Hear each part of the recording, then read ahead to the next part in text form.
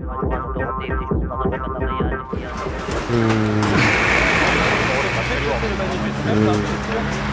sommes au salon de l'agriculture, bien sûr. Ouais, c'est ça. Venu visiter pour une première fois le salon de l'agriculture. C'est pas vrai. Nous sommes une association de solidarité. Nous, on est venu voir la ferme, la grande ferme, la plus grande ferme de France, on peut dire. J'ai jamais vu les vaches de près. Et c'est la première fois que je les vois. Et ça t'a fait quoi alors? Bah, ça me fait du bien de les voir de près. Moi, qu'est-ce que j'ai vu de beau, c'est les chèvres, les vaches et... Est-ce que tu as vu les bébés chèvres aussi? Oui. Moi, je viens de la Guadeloupe, je suis venu voir les belles bêtes, les belles taureaux. Nous, ce qui nous casse actuellement en France, c'est les normes. On crève sous les normes. Tout à fait d'accord avec eux. Ils travaillent très dur, ils ne gagnent pas grand-chose, ils n'ont pas de vacances, ils sont quand même très présents dans leur ferme. C'est justifié, hein, parce que bon, c'est eux qui perdent tout le temps, c'est eux qui travaillent beaucoup et qui gagnent le moins. Oui, je ne pense pas que les gros céréaliers de la Brie et de la Beauce aient besoin de se battre, eux, mais les petits, oui, bien sûr. Le travail qu'ils font, c'est extraordinaire. C'est vrai. C'est pas un boulot facile, certes, mais bon, Parce que il faut en avoir les moyens. Oui, on n'a pas besoin des vaches folles et compagnie, hein. On a besoin d'un peu de vrai, de naturel. On n'a pas le choix, bon, mais l'agriculteur, il fournit des efforts tout au long de la journée, il travaille, il bosse pour peu et avec les charges sociales, donc tout ça encore, c'est lourd pour eux. On les soutient, voilà, comme tout le monde, hein. Sans eux, voilà, on n'aurait pas de bonne viande. Voilà. Je soutiens à 100% les agriculteurs. Vraiment à 100%. Oui, moi aussi. Pourtant, vous Ils êtes voudraient- vous n'êtes pas femme d'agriculteur. Non, je ne suis pas du tout femme d'agriculteur, mais je les soutiens vraiment à 100%. Ils devraient avoir des revenus beaucoup plus élevés avec leur travail, le travail qu'ils effectuent par rapport à leurs horaires de travail. Si on n'a pas d'agriculteurs, on ne bouffe pas. Oui, on les soutient, bah oui, hein, à 100% même. Hein. Voilà. oui, Quand quand je même. vois en Allemagne, ça c'est pas bon. C'est pas bon en Allemagne. C'est pas bon. C'est de la merde qu'on bouffe. Et d'ailleurs, on ne sait pas qu'est-ce qu'on bouffe. On ne sait même pas ce qu'on a dans Moi, j'achète français. Oui, non, c'est une horreur, ça. C'est une horreur. On n'est pas en Argentine ou je sais pas où. Hein. On n'a pas besoin de ça. Quelquefois, je pense qu'un agriculteur brésilien ou un éleveur brésilien, ça pourrait être un ami. Donc après, c'est un contexte mondial difficile, il faut s'adapter. Malgré le travail qu'on fait, on fait du travail du très dur. On se lève tôt le matin, on fait des journées longues. On a de moins en moins de revenus, il ne nous reste rien à la fin du mois, quoi. On travaille pour la gloire. J'en suis issu, j'en suis fier et je les soutiens. Et je leur dis, ayez le courage de dire la vérité à tous ces politiques qui vous mentent. Si on ne fait rien pour, elle va disparaître. Et malheureusement, si l'agriculture disparaît dans nos régions, c'est toutes les régions, les petites régions qui sont mortes, quoi. Moi, je ne râle plus, je suis déjà mort. C'est ça. Ouais. Et ils ont le droit de vivre. Et ils travaillent d'une façon telle, et ils ont un courage extraordinaire. On n'a pas le droit de les laisser crever. Moi j'aime à peu près tout. J'aime bien cerise et j'aime bien aussi ceux-là et nos vaches traditionnelles tachées blanc et noir. Voilà. La cerise, on la trouve belle, la cerise. Et madame n'est pas jalouse? Non, apparemment, non, elle n'est pas jalouse. Madame, votre mari il a dit qu'il préférait la cerise et vous, non, en fait. Si.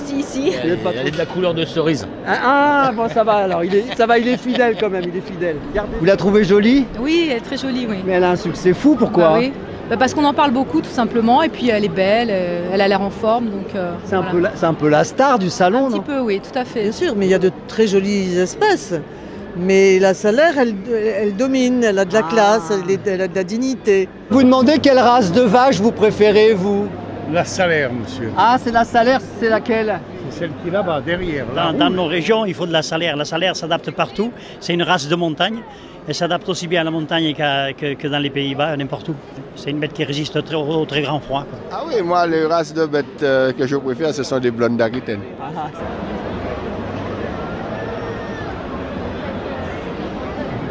La blonde d'Aquitaine, elle est plus grande, plus allongée, je trouve.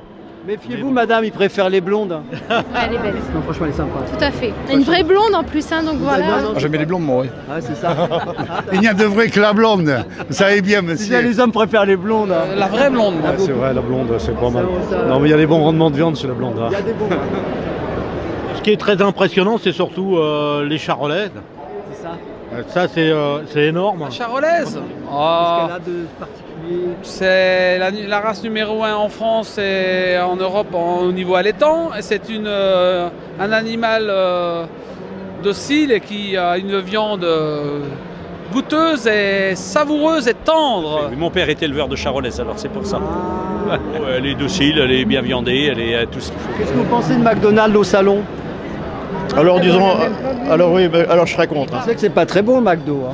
Si, c'est très beau, c'est bon.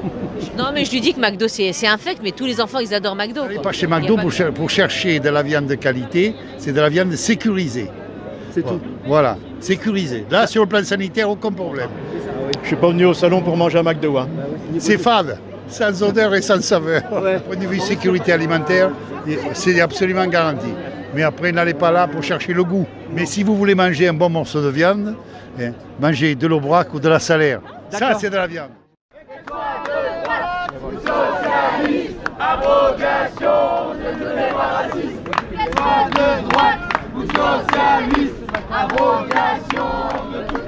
Et en fait, Pegida, donc une organisation d'extrême droite très islamophobe, à la base d'Allemagne, relayée par des groupuscules fachos d'ici, a lancé un appel pour lutter contre l'islamisation de la France. Donc c'est un mouvement qui est né en Allemagne contre les migrants et plus largement qui est un mouvement islamophobe qui avait fait un appel international à ce qu'il y ait des rassemblements dans toutes les villes d'Europe et ailleurs. On peut applaudir le fait qu'à Paris, ça va être l'une des rares capitales en Europe où il n'y aura pas de rassemblement officiel sur islamophobe. Et nous, voilà, on est là justement pour dire qu'on n'est pas d'accord avec ça et qu'on s'oppose à eux et qu'on laisse pas la rue aux fachos, etc. Il faut savoir, avec le contexte à l'heure actuelle en France, de l'état d'urgence qui est principalement visé à l'encontre des populations musulmanes, sur les milliers de perquisitions, des assignations à résidence, c'est les musulmans qui sont visés les premiers. Et ça, on l'entend peu dans les discours contre l'état d'urgence. On a des discours de principe sur l'état d'urgence, mais pas sur les personnes qui sont visées. Plus largement au niveau européen, on peut voir la multiplication des agressions contre les migrants, que ce soit en Europe du Nord, en Allemagne, ou à coups de cocktail Molotov. On a des migrants qui sont attaqués, des ratonnades à grande échelle dans des villes, et les discours islamophobes qui sont relayés par les médias, par des intellectuels, et maintenant des gens qui s'en revendiquent. Je pense qu'ici, le but c'était de dire on est contre l'extrême droite et contre les manipulations islamophobes sur laquelle surfe ce type d'organisation. Et voilà, et les premiers concernés, c'est qui? C'est les musulmanes ou assimilés comme tels, c'est les migrants. M. Pegida a décidé de manifestations dans 14 pays d'Europe, notamment en Allemagne, notamment à Dresde, où ils attendent environ 15 000 personnes. Ça, c'est la mauvaise nouvelle. La bonne nouvelle, c'est qu'à Dresde, on attend autant de personnes pour manifester contre Pegida. On est là ici pour dénoncer l'islamophobie, pour dénoncer le racisme, mais on est aussi là pour dénoncer l'antisémitisme, on est aussi là pour dénoncer toutes les formes de racisme, toutes les formes d'oppression spécifiques. Nous, on est aussi là pour s'opposer au sexisme, on est aussi là pour s'opposer à la à l'homophobie, à la transphobie, à la biphobie, à toutes les oppressions spécifiques qui peuvent toucher des personnes. Et je pense que c'était un message important. Là, on vient de m'envoyer des nouvelles de Calais. Le mouvement Pegida, qui a organisé du coup un rassemblement et qui comptait défier Cazeneuve, vient en fait de voir une vingtaine de ses militants conduits directement en garde à vue. Je pense que c'est une assez bonne nouvelle. Mais ce que je voudrais dire aussi sur la situation vraiment calaisienne, c'est qu'on commence de plus en plus à se retrouver en difficulté. Les groupuscules d'extrême droite prolifèrent et deviennent de plus en plus violents à travers des groupes comme les Calaisiens en colère ou Sauvons Calais qui n'hésitent plus à s'organiser en milices. Ce serait une erreur sans doute de vouloir faire croire que le danger ne vient que de l'extrême droite. Aujourd'hui, on a un gouvernement socialiste qui a décidé de structurer encore un peu plus le racisme d'État, avec cet état d'urgence qu'il constitutionnalise, avec y compris la déchéance de la nationalité. Pour les binationaux ou pas, comme dirait l'autre symboliquement le maléfaire, on a bien compris qu'on visait une catégorie de la population dans ce pays, à savoir les musulmans, les arabes, les noirs, les roms, les habitants et les habitantes des quartiers populaires. De toute façon, on voit bien sur quel type de thématique surfe ce gouvernement, notamment la thématique sécuritaire. Vous voyez, là aujourd'hui, il y a peut-être, je suis en train de regarder, il y a peut-être, je dirais, 300 personnes. Là-bas, sur le boulevard Sébastopol, c'est-à-dire à 150 mètres d'ici, il n'y a rien moins qu'une quinzaine de camions de CRS. On a bien compris que ce racisme structurellement d'État est devenu par ailleurs systémique. Systémique, c'est-à-dire qu'il existe dans tous les pans de la société. Ce sont les discours idéologiques qu'on nous sert. Ce sont les Zemmour, les Houellebecq, les Finkielkraut, qui dégueulent la même chose, parfois voire pire que le Front National à l'égard de l'islam et des musulmans. Voilà pourquoi il faudra être nombreux du côté de la famille d'Amal Bentoutsi, qui est venu se battre dans un tribunal pour expliquer que son frère, il a été abattu par un flic d'une balle dans le dos. Et ça, ce sont les expertises médicales et en tout genre qui parlent. Il fallait voir au procès, par ailleurs, et Amal s'excuse de ne pas être là, mais elle vous fait dire cela. Très clairement, la justice a fait la démonstration, à l'insu de son plein gré, que c'est bien un flic qui a tué un arabe parce qu'il courait, parce qu'il se sauvait et qui voulait régler des comptes avec lui-même, son histoire ou je ne sais quoi. Mais le problème, c'est pas le problème de ce flic-là ou d'un autre flic ou de quelques flics qui vont dégainer un peu plus vite que les autres.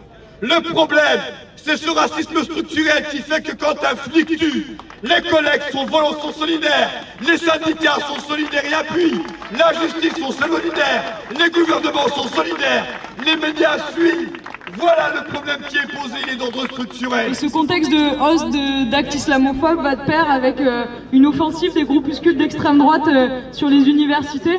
L'action française, il y a également, bon c'est pas un groupuscule, mais il y a l'UNI qui raconte n'importe quoi sur ses campagnes, type 98% d'augmentation de l'islamisation, vous trouvez ça normal, je sais pas quoi, on sait pas d'où ils sortent ces chiffres, etc.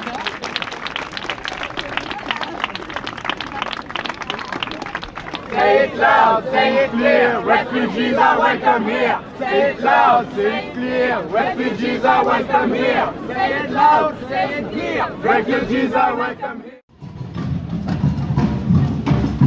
C'est la combien aujourd'hui? 19e édition. 19e édition, waouh! Ah oui, c'est l'océan cette année.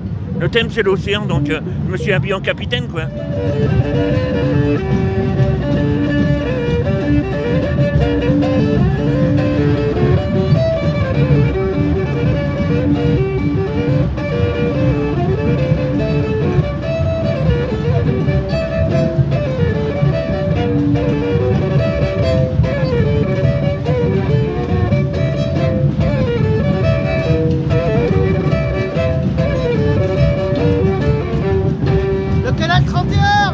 Italienne, alors ça me rappelle mon pays. On s'amusait ensemble. I'm just a fish. Fish? Oh, you're a nice fish. Thank you, thank you.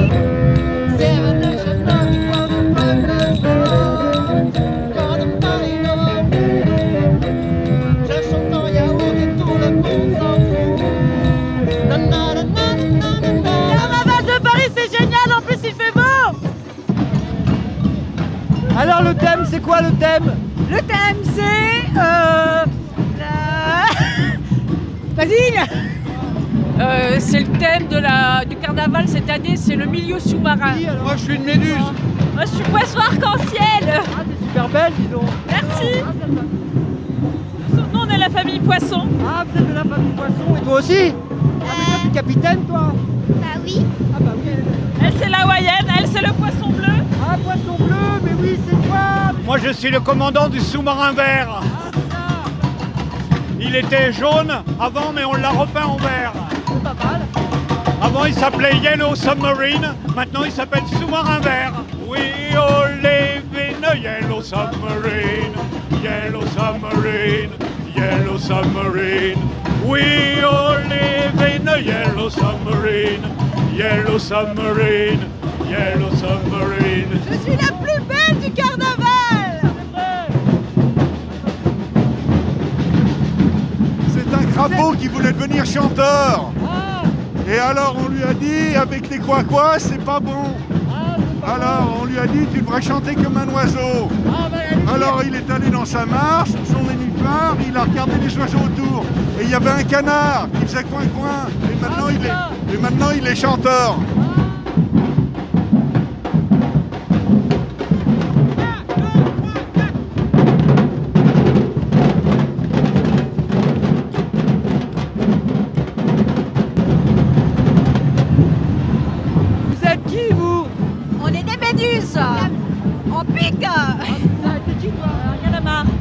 bébé calamar. Il nage comme un poisson dans l'eau.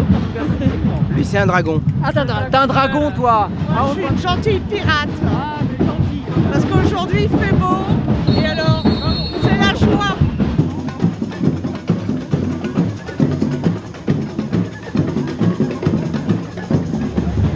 Ah, il est bien, lui, là. Là, c'est mon grand-père.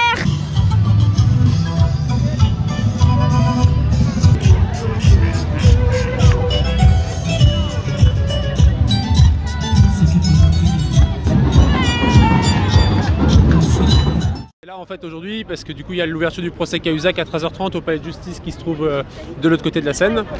Il est où le pognon? Ah, il est là. Il est là. Ce pauvre Cahuzac, hein, il avait planqué 2-3 ronds. J'ai entendu ce matin à la radio que ce pognon-là, c'était pas du tout pour lui, pour flamber comme Sarkozy, machin, non. C'était en cas de pépin. Voilà, c'était en cas de problème, de pépin. Certes, c'est très bien aujourd'hui de juger un homme, mais c'est surtout le procès de l'évasion fiscale qu'il faut commencer. Le vrai problème, c'est pas Cahuzac. On s'en fout de Cahuzac à la limite. Ce qui nous intéresse, nous, c'est les 60 à 80 milliards qui foutent le camp tous les ans dans des paradis fiscaux. Je suis venue pour soutenir tous ces citoyens et la citoyenne que je suis, pour demander aux entreprises de devenir citoyennes elles aussi, c'est-à-dire de payer l'impôt sur les territoires pour financer la transition énergétique. Non, moi je vais crier ma haine contre cette espèce de voleur, de fripouille qui est avec le gouvernement, les gouvernements, que ce soit Sarko, Hollande, Macron, tout ça c'est la même chose. Et je vais hurler parce qu'il y a des tas de gens qui souffrent en ce moment en France, qui sont malheureux, qui n'arrivent pas à vivre, mais seulement à vivre, pas à faire des extras. Et il y a cette espèce de fripouille là-bas qui va même pas être condamné, il va être relaxé, on va reporter son jugement, on va. Donc oui, je hurle ma haine de ces gens-là. Oui. C'est un tricheur de toute façon, hein. C'est un tricheur, un menteur en plus d'ailleurs. Devant les députés à la Chambre en plus. Faut le faire. Et devant le Premier ministre, Jean-Marc Ayrault. C'est triste. Pour lui. Non, pas pour lui, pour la République. Un ministre qui faisait des grandes déclarations au Parlement soit pris la main dans le sac, c'est vraiment très triste. Et ça montre l'état de dégradation des institutions publiques françaises. Aujourd'hui, c'est de dire que c'est très bien de commencer à juger un homme, mais c'est le procès de l'évasion fiscale qu'il faut commencer aujourd'hui également. L'évasion fiscale, c'est entre 60 et 80 milliards par an. Milliards d'euros par an. Milliards. Je veux dire, avec ça, il n'y a plus de trou de la Sécu, il n'y a plus de... On remet les chaises à la justice et la balle est dans le camp de la justice. C'est-à-dire que vont faire les pouvoirs publics ? Que va faire la justice? Que vont faire les banques à qui on a pris les chaises maintenant que publiquement on a annoncé qu'on les rendait à la justice? Ce qu'on veut, c'est que l'opinion publique soit alertée. Voilà, nous sommes aussi des lanceurs d'alerte à notre manière. Parce qu'on nous dit qu'il y a trop de dépenses publiques, donc on réduit les services publics. Alors que nous avons créé un comité d'audit sur la dette. Et nous avons montré dans ce comité d'audit, dans son travail, que l'essentiel du déficit public provenait de l'évasion fiscale, plus de la moitié. Si on avait... on limitait, voire on supprimait cette évasion fiscale, on n'aurait aucun problème de déficit public, donc on n'aurait pas d'austérité, donc les services publics pourraient fonctionner normalement. On déménage plusieurs banques, voilà, on les amène devant le palais de justice. C'est une action visuelle, une action qui va faire parler encore de l'évasion fiscale, et le plus important, c'est qu'on en parle. Parce qu'on est quand même beaucoup là. À s'être tous mobilisés un lundi matin, ce qui n'est pas facile à mobiliser un lundi matin. Ça montre la force de cette campagne des chaises qui plaît à tout le monde, décidément. C'est très cool, hein. Il manque un petit café. Moi, j'ai pas pu m'acheter une place là au théâtre, alors je m'assois devant.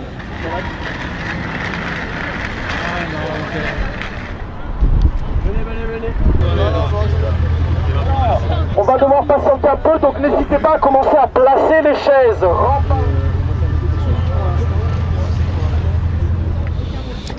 Dis-moi Arthur, on va laisser les chaises là, à cet emplacement-là?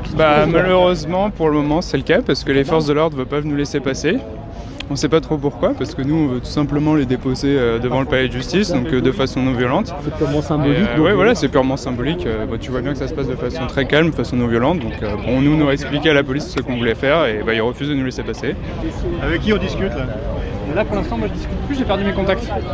Aujourd'hui, on rend ces chaises, on les rend à la justice, le jour de l'ouverture du procès de Jérôme Cahuzac. Il est tout à fait normal que s'ouvre un procès contre Jérôme Cahuzac par rapport à ce qu'il a fait. Mais on dit que c'est pas suffisant. Et il n'est pas acceptable non plus qu'on doive à chaque fois attendre qu'il y ait des lanceurs d'alerte qui prennent de très gros risques pour que la justice s'intéresse au problème de l'évasion fiscale, comme ça a été le cas pour HSBC ou pour Jérôme Cahuzac. On a 20 000 milliards de dollars qui sont abrités dans les paradis fiscaux. On a 1000 milliards d'euros qui échappent aux finances publiques chaque année au niveau de l'Union européenne. C'est cette situation qu'on trouve inacceptable et qu'on est venu dénoncer. C'est cette situation qu'on a dénoncée tous ces derniers mois en faisant des réquisitions de chaises citoyennes dans les banques impliquées dans l'évasion fiscale. Pour ce qui nous concerne, Attac continue à demander la fermeture des filiales de la BNP Paribas aux îles Caïmans et nous allons continuer des réquisitions de chaises dans les agences de la BNP jusqu'à ce qu'ils fassent un geste et qu'ils commencent à fermer leurs filiales dans les îles Caïmans. Il y a des plans d'austérité, on réduit les retraites, on réduit l'assurance chômage, on n'augmente pas les salaires et on réduit les services publics, alors que des dizaines de milliards continuent à s'envoler tous les ans vers les tropiques. Si on récupérait l'entièreté des sommes qui sont détournées par l'évasion et la fraude fiscale, il n'y aurait plus de déficit budgétaire. Donc il n'y aurait plus d'austérité nécessaire. On va tous se mettre derrière les chaises pour terminer cette séquence. Après les cadenas du Pont des Arts, on a les chaises... les chaises des amoureux. L'alternative à l'évasion fiscale, c'est la stratégie érotique mondiale. La création de valeur n'est évidemment pas réservée aux entreprises et l'équivalent grec de valeur latin, c'est Eros. Freud, déjà en 1930, dans Malaise dans la civilisation, appelait à un sursaut de l'éros face à Thanatos. Eh bien, nous sommes dans une situation comparable. Vive la stratégie érotique mondiale. On va laisser ces 196 chaises à nos amis les policiers pour qu'ils les remettent eux-mêmes à la justice. Merci à toutes et à tous. Ça c'est... Charonne et on se réunit pour rappeler le souvenir des 8 militants CGT et aussi communistes qui ont été massacrés. Ils ont été victimes d'un crime d'État parce qu'il y a eu une répression extrêmement sanglante de l'État à ce moment-là contre ces manifestants qui s'étaient mobilisés pour des questions de fraternité, d'égalité et de paix. J'aurais dû venir et j'avais un match de basket. C'est vrai, j'avais un match de basket, je faisais partie d'un club. Et on avait un match ce jour-là dans Paris d'ailleurs. Il y a eu 9 morts. 9 morts en tout. Ils sont restés coincés là. Sur les grilles, enfin sous les grilles qu'ont balancé des CRS et des flics sur les manifestants qui étaient présents. Ouais. Il est vrai, quand on pense à ceux qui ont été victimes du massacre de Charonne, on se rappelle que cette liberté de manifester est une liberté précieuse qu'on doit défendre comme la prunelle de nos yeux. Et on est aussi là pour dire ça, bien sûr, au moment où le gouvernement, avec l'état d'urgence, porte atteinte à nos libertés. Je suis le premier soldat qui a refusé de faire la guerre d'Algérie. J'ai fait 4 ans de prison et 2 ans d'armée. Je suis passé 2 fois le tribunal militaire.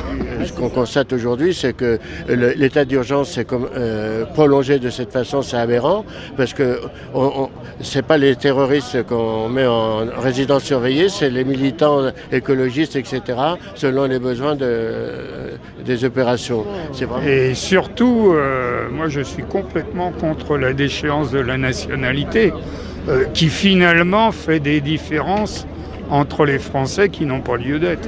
Et même si on leur retire la nationalité, c'est pas pour autant qu'on va pouvoir les envoyer en Algérie ou en Turquie ou autre chose, parce que l'autre pays ne va pas vouloir récupérer un terroriste supposé comme tel. C'est le même état d'urgence qu'ils avaient utilisé pendant les guerres d'Algérie. Je pense que la plupart des gens qui sont ici sont contre la déchéance de nationalité. C'est même certain et on va encore se mobiliser pour faire échec à ce projet indigne. C'est utiliser la peur naturelle qui s'est constituée à la suite des attentats et faire passer toute une série de choses derrière, mais pas régler les questions de fond.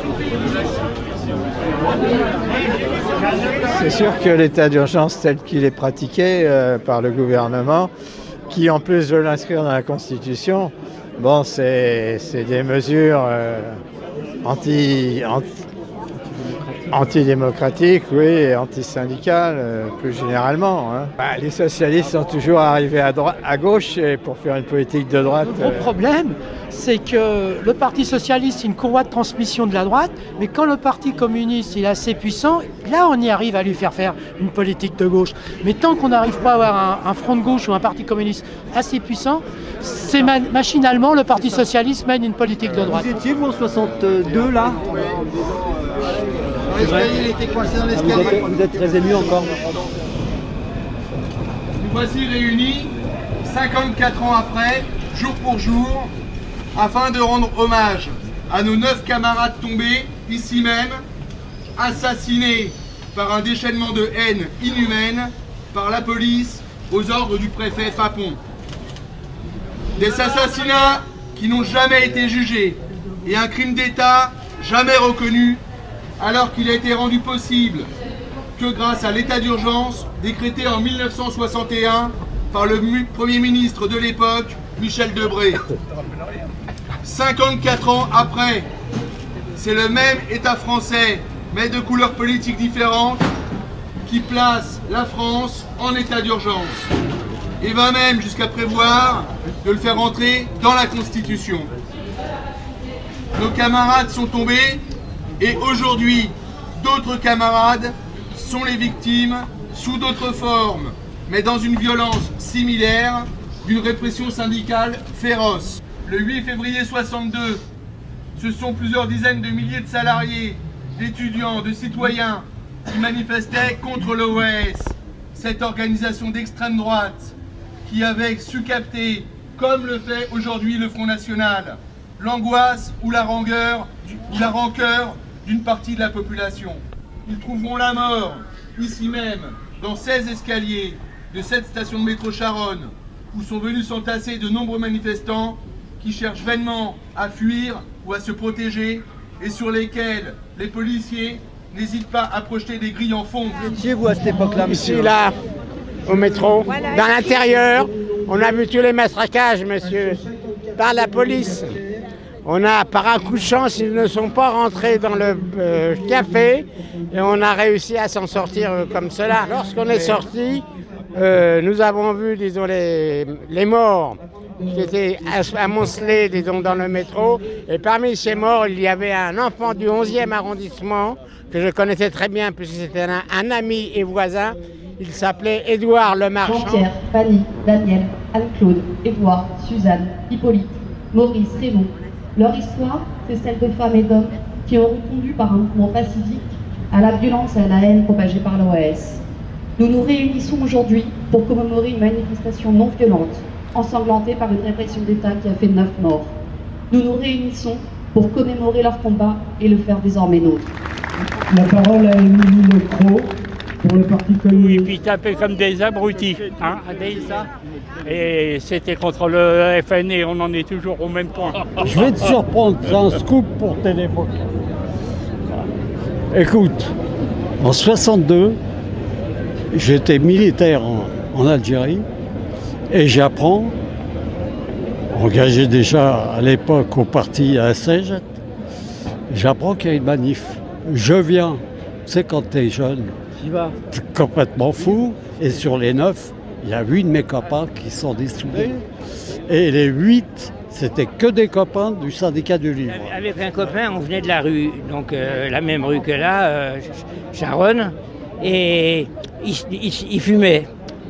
Alors, on marchait presque derrière les personnalités qui dirigeaient du parti, pas parti, CGT bien sûr. Et il dit, je vais rentrer, il me faut des cigarettes. Alors j'ai stationné un peu là, et puis d'un coup, on s'aperçoit qu'il y a des gens qui reviennent assez rapidement. Il y en a qui se jettent dans le métro, dans la descente pour aller se sauver, pour ne pas prendre des coups qu'ils avaient vu que les CRS étaient vraiment devenus excités et dangereux et criminels. Enfin, ils n'ont pas réussi à tuer tout le monde, mais ils ont fait beaucoup de dégâts, beaucoup de dégâts. On est rentré ici dans ce bar qui s'appelle maintenant l'Ingénu, mais en réalité, à l'époque, il s'appelait le Zanzi. Et on a pris ici les tables pour protéger contre... Et les blessés, on les avait pris, on les avait mis dans ce bar, on avait protégé les gens.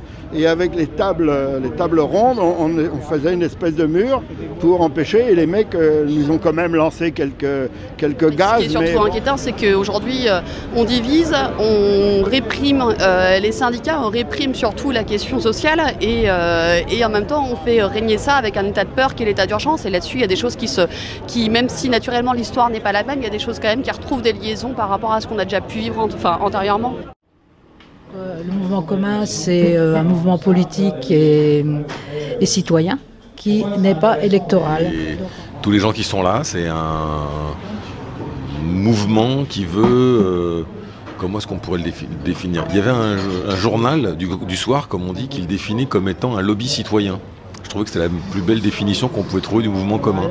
Donc en fait, qui veut rassembler les bonnes volontés avec des valeurs de gauche, qui veut, comment dire, fédérer des synergies, créer des combats aussi pour le progrès social. Les citoyens se réunissent pour à un moment donné prendre les choses en main et se dire que c'est eux-mêmes qui vont s'occuper de leurs propres affaires. Voilà. Alors, il y a plein de... Podemos, ça veut dire, et ça c'est moins connu, Podemos, on peut, les peuples peuvent faire des choses. Le fonctionnement repose sur la démocratie participative, de façon à ce que tout le monde puisse s'exprimer, pour qu'on puisse avoir des projets innovants, créatifs, etc.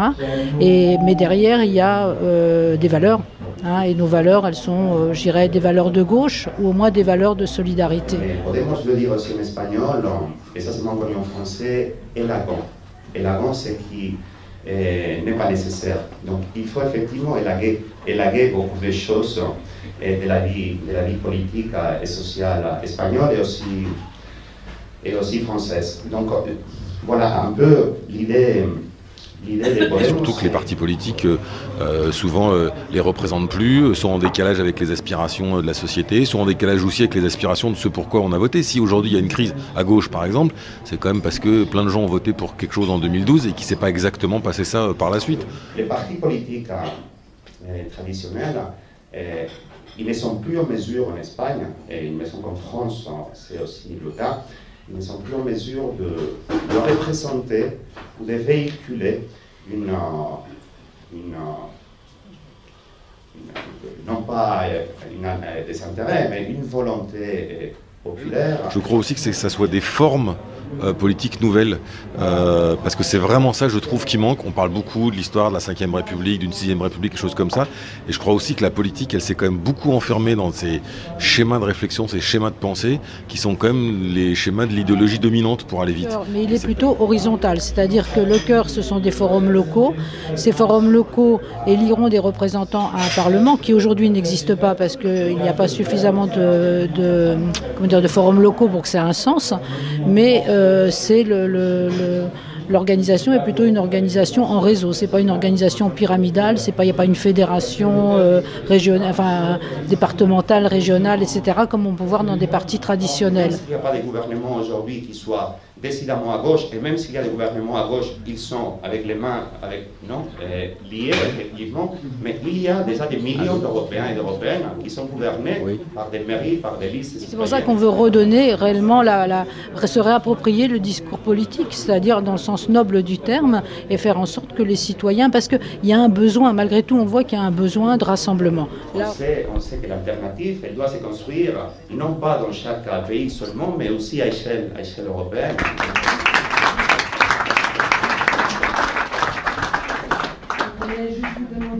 Moi je trouve que l'exemple de l'entrée au gouvernement d'Emmanuel Cos, mais il n'y a pas qu'elle, enfin je veux dire, elle n'est pas la seule à subir, à avoir ce type de comportement, mais pour moi il est contradictoire. Mais quand on y va alors que la feuille de route du gouvernement est aux antipodes de ce qu'on a déclaré, des principes qu'on a invoqués en permanence, et puis surtout des idées, de la confiance, de la sincérité de tous ceux qui vous ont entouré et soutenu pendant beaucoup de temps, pendant parfois des années, bien sûr que ça entache la politique. Effectivement, la politique, quand on voit ça, elle en prend un coup, voilà, et qu'il y a plein de gens qui doutent de la politique, et ça, évidemment, ça conforte absolument le fait qu'il y a des gens qui font de la politique pas pour l'intérêt des gens, des citoyens, mais pour leur propre intérêt propre, et c'est pas bien. C'est pas pour rien qu'on est ici à cette réunion du mouvement commun, c'est justement parce qu'on part du constat qu'aujourd'hui, il y a une perte de confiance et une fracture croissante entre les politiques et les citoyens. L'un des enseignements qui était tiré du mouvement de s'indigner était effectivement qu'il fallait déprofessionnaliser la politique, qu'il fallait que les citoyens, qu'il fallait que les gens du commun s'occupent des affaires effectivement de la cité. C'est lié au fait d'abord que les politiques publiques aujourd'hui, elles ne sont pas efficaces pour améliorer la vie de nos concitoyens. On a beau dire qu'on fait plein de choses, on se rend bien compte qu'aujourd'hui, sur l'aspect de la lutte contre la précarité, sur l'aspect de la lutte contre les inégalités, sur l'aspect du logement, de l'emploi, etc., on n'arrive pas à peser sur la vie des gens. Donc du coup, ça pose la question de à quoi servent les politiques, les personnes politiques, mais aussi les politiques publiques. On vous proposez de réfléchir par atelier pendant 1 heure, donc autour de 3 questions, donc à peu près 20 minutes par question. Une première sur les initiatives locales ou nationales qu'on connaît ou auxquelles on participe. Donc là, on en a vu un certain nombre, mais il y en a d'autres. Donc n'hésitez pas à nous en faire part. Un deuxième sur comment on peut faire pour fédérer l'ensemble de ces initiatives, créer des synergies et voir éventuellement si on peut créer d'autres initiatives. Et enfin, un troisième atelier plus concret d'organisation pour voir comment on fait, qui est prêt à donner du temps, comment on s'organise pour ensemble concrètement agir sur nos 3 territoires de Paris 20e, Montreuil et Bagnolet. Je pense que ça répond à vraiment un besoin chez les citoyens et les citoyennes. Donc je le constate tous les jours. Je suis militante du Parti Socialiste et je le constate quand je tracte, quand je discute avec les gens. Il y a vraiment un besoin et il y a vraiment les lignes qui bougent actuellement. Et les citoyens français, les citoyennes françaises sont beaucoup plus matures politiquement qu'on le croit. Ils ont beaucoup de choses à dire et beaucoup de choses à apporter. Écoutez, j'attends beaucoup parce que moi j'ai quitté un parti politique institutionnel et précisément je souhaite avoir quelque chose d'autre. Quelque chose de plus volontaire, quelque chose de plus concret, quelque chose de plus libre, quelque chose de plus démocratique. Franchement, j'attends un grand changement pour donner de l'optimisme aux gens, pouvoir sortir enfin de cette crise dans laquelle on est, morale et économique. Moi, je trouve qu'on vit dans un moment très difficile en ce moment. Et donc, il y a besoin de trouver des lieux où on converge, où on parle, où on échange et où on construit. Le problème majeur aujourd'hui, c'est vraiment la crise démocratique et c'est vraiment le fait que les citoyens ont le sentiment d'avoir perdu leur propre souveraineté et donc perdu leur capacité à être maître de leur destin collectif. Qu'est-ce que c'est qu'une initiative locale? Qu'est-ce que c'est qu'une initiative citoyenne? Ensuite, la deuxième question, quelles sont celles pour lesquelles le mouvement en commun pourrait faire jouer des synergies, les faire se rencontrer et les fédérer? Quelles actions le mouvement commun peut initier? Les liens qu'on peut trouver, les liens qu'on peut mettre en place. Nous, en citoyens, il nous arrive d'avoir une idée, mais on ne sait pas trop comment la réaliser, on ne sait pas trop avec qui s'associer, avec qui le faire. Et donc là, l'idée, c'est d'être justement, d'être cet espace communautaire qui va permettre de mettre en lien des compétences. Et en même temps, on voit bien que dans ce qui nous réunit et qui fonde un peu aussi ce constat qu'il y a besoin d'un renouvellement du lien démocratique, si on ouvre le champ, on voit bien que ce questionnement-là, il s'applique dans le champ économique où on remet en cause une organisation sociale, une organisation de la production, une manière de consommer. Et je crois que c'est important d'aller capter comme ça, à travers un certain nombre d'initiatives qui font dans la société et qui renversent un petit peu le code établi, pour instruire aussi, nous, notre réflexion sur la manière dont on peut renouveler le lien démocratique. Donc je crois que le mouvement commun, il doit servir à tout ça.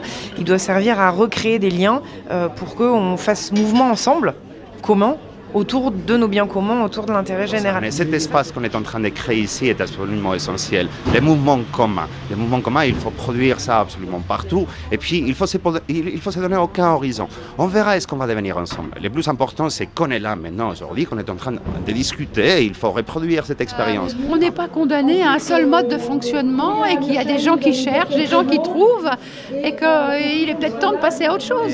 Des mouvements communs, mais j'espère que c'est devient les Podemos français, que c'est le futur de la France. Et bon, j'espère, parce qu'en plus je suis espagnol, je suis de Podemos. On peut s'inspirer de cet exemple de Podemos qui est une réussite. Voilà. Et bon, j'espère que les choses qu'il y a aujourd'hui en Espagne arrivent ici, d'une fois. Et c'est vraiment l'espoir de... Je pense que l'espoir de la France, c'est les mouvements communs, un mouvement comme ça, comme Podemos, c'est pas le Front National. En France, ce n'est pas arrivé jusque-là, mais Bernie Sanders, vous ne le connaissiez pas il y a 6 mois, et Podemos, vous ne les connaissiez pas il y a 4 ans. Exactement. Ça va venir. Assurez-vous, ça va venir.